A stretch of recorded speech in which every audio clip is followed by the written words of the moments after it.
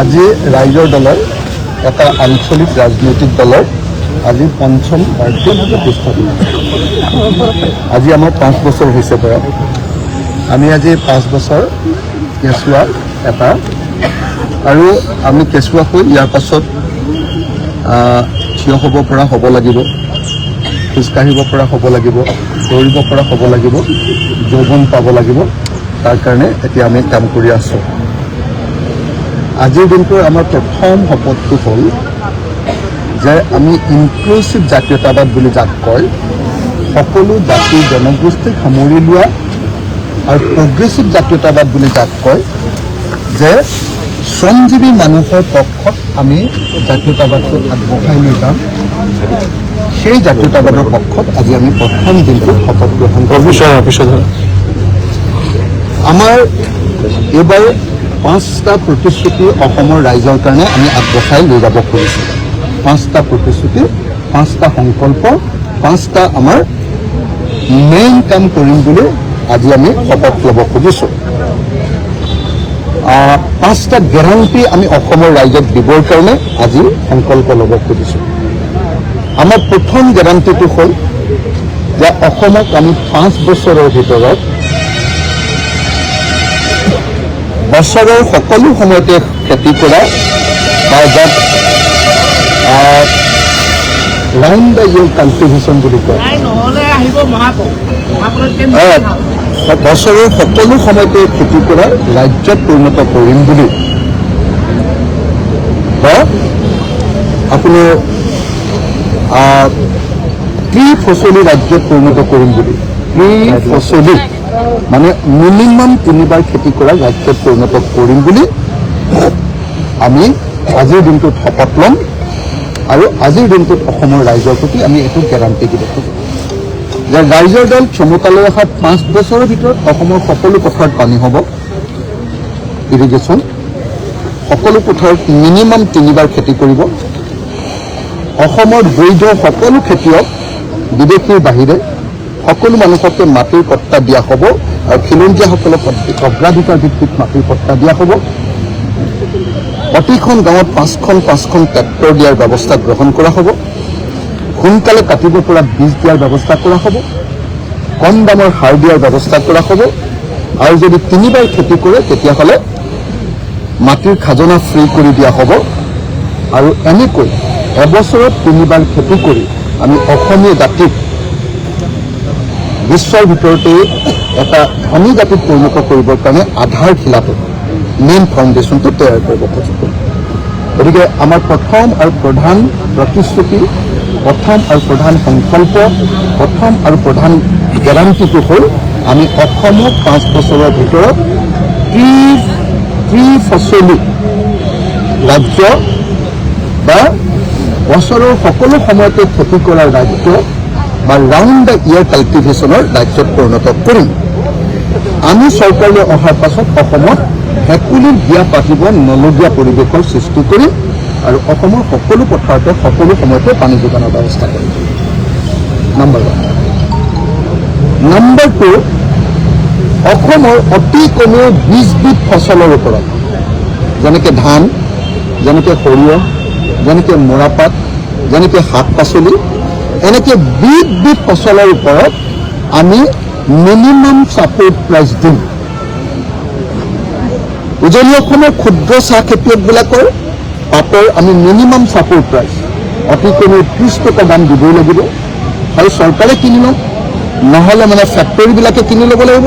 আৰু কোনোবা ফেক্টৰীয়ে যদি 30 টকাতকৈ কম দামত কিনে তেতিয়াহ'লে সেই ফেক্টৰীৰ মালিকক গ্ৰেপ্তাৰ কৰা, তাৰ কাৰণে আইন ৰচনা কৰা। অসমৰ খেতিয়কবিলাকৰ উৎপাদিত বস্তুৰ নামনি অসমত ধৰক আপোনাৰ এতিয়া ৰবৰ খেতি হয়, আৰু উজনি অসমৰ আমাৰ চাহপাতৰ খেতি হয়, ক্ষুদ্ৰ চাহ। এই খেতিবিলাকৰ আমি মিনিমাম ছাপোৰ্ট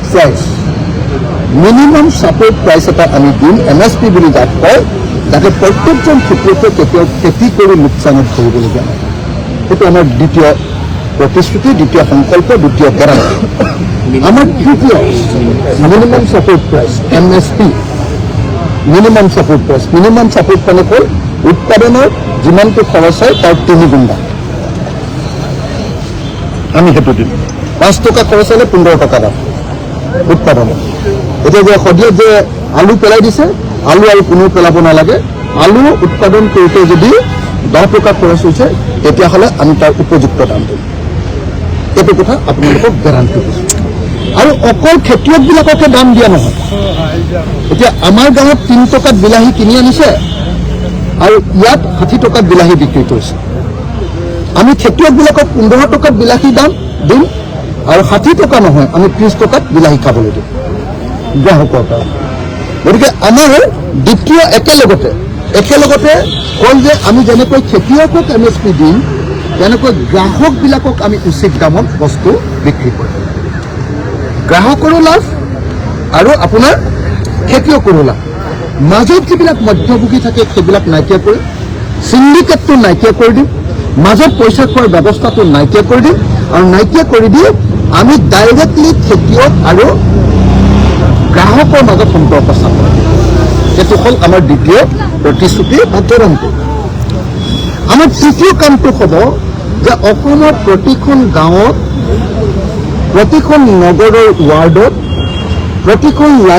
প্ৰতিখন বাগানৰ লাইনত আৰু প্ৰতিটো চৰ চাপৰিতে আমি সেই ঠাইত উৎপাদিত হোৱা বস্তুবিলাকৰ ওপৰত ভিত্তি কৰি আমি ক্ষুদ্ৰ উদ্যোগ প্ৰতিষ্ঠা কৰোঁ যেনেকৈ ধৰক টাউনত যদি আমি পিঠাৰ ইণ্ডাষ্ট্ৰি তৈয়াৰ কৰিলোঁ বা আপোনাৰ কাপোৰ চিলোৱাৰ ইণ্ডাষ্ট্ৰি তৈয়াৰ কৰিলোঁ গাঁৱত আমি বিলাহীৰ পৰা টক বনোৱা জেলি বনোৱা চচ বনোৱাৰ ইণ্ডাষ্ট্ৰি তৈয়াৰ কৰিম গাঁৱত আমি ভীমকলৰ পৰা চেৰেলেক বনোৱাৰ ভীমকলৰ পৰা হৰলিক্স মানে বেবী ফুড বনোৱাৰ ইণ্ডাষ্ট্ৰি আমি তৈয়াৰ কৰিম কঁঠালৰ পৰা বেবী ফুড বনোৱাৰ ইণ্ডাষ্ট্ৰি আমি তৈয়াৰ কৰিম আমাৰ আদা আমাৰ ভোট জলকীয়াৰ পৰা আমি বেলেগ বস্তু তৈয়াৰ কৰাৰ ইণ্ডাষ্ট্ৰি তৈয়াৰ কৰিম আৰু অসমত খেতি কৰা মানুহকেইটাক বাদ দি যিখিনি মানুহ থাকিব সেই মানুহবিলাকক প্ৰত্যেকজনকে আমি কাম দিয়াৰ ব্যৱস্থা কৰি অসমৰ পৰা আমি 10 বছৰৰ ভিতৰত নিবনুৱা সমস্যাৰ 100% নাইকিয়া কৰি দিম আৰু অসমৰ প্ৰত্যেকজন মানুহকে আমি ধনী কৰি পেলাম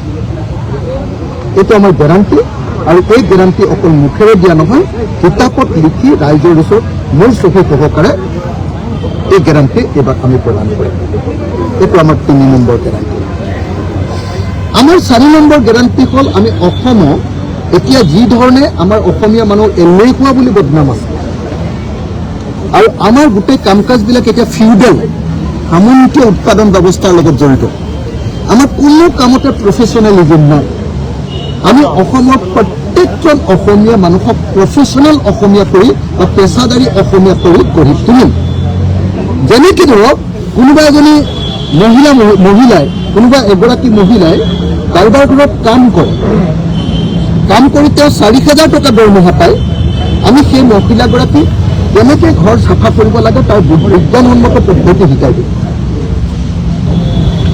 মহিলাগৰাকীৰ প্ৰয়োজন সাপেক্ষে আমি সৰু সুৰা বস্তুবিলাক যোগান ধৰি দিম যেনেকৈ মকৰাজাল চাফা কৰিব লাগে কেনেকৈ অসমীয়া মানুহৰ খাদ্য বনাব লাগে কেনেকৈ জনজাতি মানুহৰ খাদ্য বনাব লাগে যেনেকৈ চাউথ ইণ্ডিয়ান খাদ্য বনাব লাগে কেনেকৈ আপোনাৰ কণ্টিনেণ্টেল খাদ্য বনাব লাগে সেইটো আমি 6 মাহ বা এবছৰ মহিলাগৰাকীক আমি ট্ৰেইনিং দি দিম চৰকাৰৰ পৰা বিনামূলীয়াকৈ আৰু তেতিয়া তেওঁ 4,000 দৰমহা 20,000লৈ বৃদ্ধি পাব যিমানবিলাক ল'ৰা ছিকিউৰিটি গাৰ্ড কৰিবলৈ যদি বাহিৰলৈ যায় চবকে আমি ঘূৰাই আনিবলৈ চেষ্টা কৰিম তাৰ পাছতো যদি কোনোবা বাহিৰত কাম কৰিবলৈ যায় ছিকিউৰিটি গাৰ্ডজন যোৱাৰ আগতে আমি তেওঁক ইংৰাজী আৰু হিন্দীটো শিকাই দিম 1 বছৰ ট্ৰেইনিং দি ইংৰাজী হিন্দী শিকাই দি তেওঁক আমি 1 বছৰৰ পুলিচৰ ট্ৰেইনিং দি দিম বিনামূলীয়াকৈ 1 পইচা খৰচ নকৰাকৈ পুলিচৰ ট্ৰেইনিং দি দিম পুলিচৰ ট্ৰেইনিং দি দিয়াৰ পাছত তেওঁক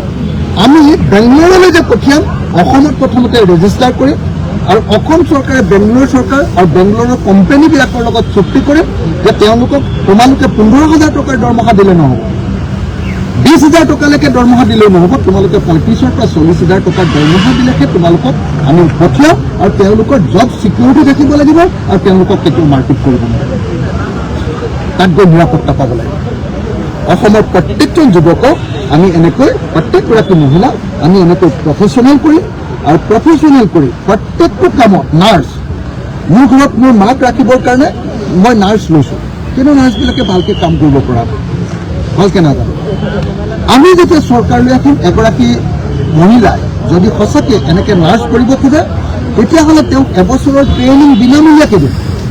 লগত হিন্দী আৰু ইংৰাজীৰ কৰ্চটো আমি একদম মানে ইংলিছ স্পিকিংটো শিকাই দিম আৰু শিকাই দি তেওঁক আমি জাপানৰ লগত কণ্টেক্ট কৰাই দিম, তেওঁক জাৰ্মানীৰ লগত কণ্টেক্ট কৰাই দিম, তেওঁক আমি আমেৰিকাৰ লগত কণ্টেক্ট কৰাই দিম, যাতে এগৰাকী নাৰ্ছে মাহেকত 18,000 বা 20,000 দৰমহা নহয়, এগৰাকী নাৰ্ছে যাতে জাপানৰ লগত 1 কোটি টকাৰ এবছৰত তেওঁ চুক্তি কৰি তালৈ যাতে কাম কৰিবলৈ যাব। গতিকে আমাৰ তৃতীয় প্ৰধান যিটো কাম হ'ব সেই প্ৰধান কামটো হ'ব যে চতুৰ্থ আমাৰ প্ৰধান যিটো কাম হ'ব সেইটো হ'ল অসমীয়াক আমি পেছাদাৰী কৰি গঢ়ি তুলি আৰু অসমীয়া মানুহৰ ইনকাম আমি কেইবাগুণ বঢ়াবৰ কাৰণে আমি এখন স্কিল অসম সেইটোৰ নামেই আমি দিছোঁ অসম দক্ষতা মিছন। অসম দক্ষতা মিছনৰ অধীনত আমি অসমৰ প্ৰত্যেকজন নাগৰিককে এটা মৰ্যাদাৰ সম্পন্ন কামৰ কাৰণে আমি সাজু কৰি দিম আৰু তেওঁলোকক আমি হিন্দী আৰু ইংৰাজী শিকাই তেওঁলোকক আমি বিদেশলৈ যাব পৰাৰ যোগ্যতা অৰ্জন কৰিম। আৰু পঞ্চম যিটো কাম কৰিবলৈ আমি চেষ্টা কৰিম, শপত লৈছোঁ, সেইটো হ'ল আমি অসমত ভাৰতৰ ভিতৰত একদম পৰ্যটনৰ কেন্দ্ৰবিন্দুত পৰিণত কৰি দিব। আমাৰ 97টা জাতি জনগোষ্ঠী আছে, তেওঁলোকৰ সকলোৰে ড্ৰেছ আছে, তেওঁলোকৰ সকলোৰে সাজ পোছাক আছে, তেওঁলোকৰ সংস্কৃতি আছে, তেওঁলোকৰ খোৱাৰ অভ্যাস আছে, চবৰে বেলেগ বেলেগ। এই 97টা ট্ৰাইবৰ এই সংস্কৃতিক আমি ভাৰতবৰ্ষৰ পৃথিৱীৰ টুৰিজিমৰ আটাইতকৈ ডাঙৰ পাৰ্ট কৰিব খোজোঁ। আজি গোৱাই যদি সাগৰৰ পাৰ অকণমানক লৈ গোটেই টুৰিজিমটো কৰি ভাৰতবৰ্ষৰ ভিতৰত 1 নম্বৰ পাৰ কেপিটা ইনকাম কৰিব পাৰে, এজন মানুহৰ আটাইতকৈ বেছি ইনকাম হ'ল গোৱা। এতিয়া মোটামুটি 7 লাখ টকা এবছৰত। আমাৰ ইনকাম হ'ল 1,56,000 টকা। আজিৰ দিনটো 1,56,000 টকা এবছৰত এজন অসমীয়া। গুৱাহাটীত এজনৰ এবছৰত ইনকাম হ'ল 7 লাখ টকাৰ ওপৰত। ছিকিমৰ এজন মানুহৰ ইনকাম হ'ল প্ৰায় 7 লাখ টকা এবছৰত পাৰ কেপিটা ইনকাম। কি কৰিছে? টুৰিজিমৰ পৰা। আমি টুৰিজিমটো কেনেকৈ বিকাশ কৰিম? গোৱাৰ কি আছে? সাগৰ আছে। আপোনাৰ ছিকিমৰ কি আছে? পাহাৰ আছে। আমাৰ ব্ৰহ্মপুত্ৰ আছে আৰু আমাৰ কাৰ্বি আংলং আৰু উত্তৰ কাছাৰ আছে। আমাৰ কাজিৰঙা ৱৰ্ল্ড ক্লাছ আমাৰ ৱাইল্ড লাইফ আছে, ৱৰ্ল্ড ক্লাছ। আমাৰ নিচিনা ধুনীয়া নদী পৃথিৱীতে নাই, ব্ৰহ্মপুত্ৰ নিচিনা, বৰাকৰ নিচিনা। গতিকে মই আপোনালোকক ক'লোঁ যে আমাৰ পঞ্চম গেৰাণ্টিটো হ'ল আমি অসমত ভাৰতবৰ্ষৰ ভিতৰতে আটাইতকৈ ডাঙৰ পৰ্যটন কেন্দ্ৰৰূপে গঢ়ি তুলিম আৰু পৰ্যটন কেন্দ্ৰৰূপে গঢ়ি তুলি অসমীয়া মানুহৰ ইনকাম আমি কেইবাগুণ বৃদ্ধি কৰি পাৰ কেপিটা ইনকাম বঢ়াম। এই 5টা কথাই আপোনালোকৰ সন্মুখত আজি ক'লে। এই 5টা হ'ল আজি আমাৰ দলৰ প্ৰধান সংকল্প, প্ৰধান গেৰাণ্টি, প্ৰধান আমাৰ প্ৰতিশ্ৰুতি। আৰু এই প্ৰতিশ্ৰুতি লৈ এইবাৰ 2026 চনত আমি নিৰ্বাচনত অৱতীৰ্ণ হ'ম আৰু প্ৰথমবাৰৰ কাৰণে অসমত ইনক্লুচিভ জাতীয়তাবাদ আৰু প্ৰগ্ৰেছিভ জাতীয়তাবাদৰ প্ৰথমবাৰৰ কাৰণে অসমত ভেটি আমি প্ৰতিষ্ঠা কৰিম। যোৱাবাৰ মই জেলৰ পৰা খেলিছিলোঁ, যোৱাবাৰ ইলেকশ্যন খেলা নাছিলোঁ আচলতে আমি। এইবাৰ আমি ইলেকশ্যন খেলিম আৰু এইবাৰ আমি অসমীয়া মানুহক কিয় ইলেকশ্যন খেলিব লাগে, কিয় ভোট দিব লাগে। অসমীয়া আচলতে যোৱা 59 বছৰত যিটো কাম নকৰিলে স্বাধীনতাৰ পাছত, সেইটো কেনেকৈ কৰিব পৰা যাব তাৰ প্ৰকৃত আৰু প্ৰকৃত নিদৰ্শন প্ৰদৰ্শন কৰিবৰ কাৰণে, প্ৰকৃত নিদৰ্শন প্ৰতিষ্ঠা কৰিবৰ কাৰণে 2026 চনৰ নিৰ্বাচনত আমি অসমীয়া জাতীয়তাবাদৰ পুনৰ প্ৰতিষ্ঠাৰ বৰ্ষৰূপে অসমীয়া জাতীয়তাবাদৰ সকলোকে সামৰি লোৱা ইনক্লুচিভ জাতীয়তাবাদ আৰু প্ৰগ্ৰেছিভ জাতীয়তাবাদৰ প্ৰথম প্ৰতিষ্ঠা বৰ্ষৰূপে আমি এইবাৰ প্ৰতিষ্ঠা কৰিবৰ কাৰণে আজি আমাৰ প্ৰতিষ্ঠা দিৱসত আমি সংকল্প ল'ম। আৰু আপোনালোক যিসকলে আজি আমাৰ এই প্ৰতিষ্ঠা দিৱসত সংবাদ পৰিৱেশন কৰিবৰ কাৰণে আহিলে, সকলো সাংবাদিককে আমি আমাৰ পিনৰ পৰা আমাৰ সংগ্ৰামী অভিবাদন জনাইছোঁ, নমস্কাৰ জনাইছোঁ, সেৱা জনাইছোঁ। আপোনালোকে আমাৰ কাৰণে ৰাতিপুৱাৰ পৰাই আজি আহি উপস্থিত হৈছে। সাংবাদিক সকলো হ'ল আমাৰ এই সংগ্ৰামৰ অংশ। আমাৰ যি ইনক্লুচিভ জাতীয়তাবাদ আৰু প্ৰগ্ৰেছিভ জাতীয়তাবাদ আপোনালোকৰ শ্ৰমজীৱী কষ্ট কৰি খোৱা মানুহ, গতিকে আপোনালোকৰ কাৰণেও ডেফিনেটলি আমাৰ কৰ্মসূচী আছে আৰু ভৱিষ্যতে মই আপোনালোকৰ সন্মুখত সেইখিনি কথা ক'ম। আজি প্ৰতিষ্ঠা দিৱসৰ 26ৰ ৰণসিঙা বাজিলা বুলি ক'ব পাৰোঁ। আজি আচলতে 2026ৰ নিৰ্বাচনৰ মূল ষ্ট্ৰেটেজিটো আজি নিৰ্ধাৰণ কৰিব। ৰাইজৰ দলৰ নিৰ্বাচনৰ মূল ৰণনীতি আমি কেইখনত খেলিম, কেনেকৈ খেলিম, বিজেপিক কেনেকৈ কৰোঁ, NDA কেনেকৈ কৰোঁ, তাৰ যিটো মূল ষ্ট্ৰেটেজি আজিৰ দিনটোত আজি আমি ফাইনেল কৰিম। আৰু সেইকাৰণে এইখন আমাৰ গোপন মিটিং, এইখনত অকল দলৰ সদস্যবিলাক থাকিব আৰু দলৰ নেতৃবৰ্গ থাকিব, তাৰ বাহিৰে বেলেগ কোনো মানুহ ইয়াত নাথাকে। আমি গোটেই দিন ৰাত আজি কথা পাতিম আৰু 2026 বিজেপিক পৰাভূত কৰিবৰ কাৰণে আজি ৰণনীতি আৰু ৰণকৌশল, ষ্ট্ৰেটেজি আৰু টেকটিক্স আদি তৈয়াৰ কৰিম। কেইখনত খেলিব আজি আপোনালোকে ফাইনেল সিদ্ধান্ত লওক যে আমি কেইখনত খেলিম আৰু কেইখনৰ পাছত আৰু কোনো পদ্ধতি কম্প্ৰমাইজ নকৰোঁ। এই সিদ্ধান্তটো আজি আমাৰ ফাইনেল সিদ্ধান্ত হ'ব।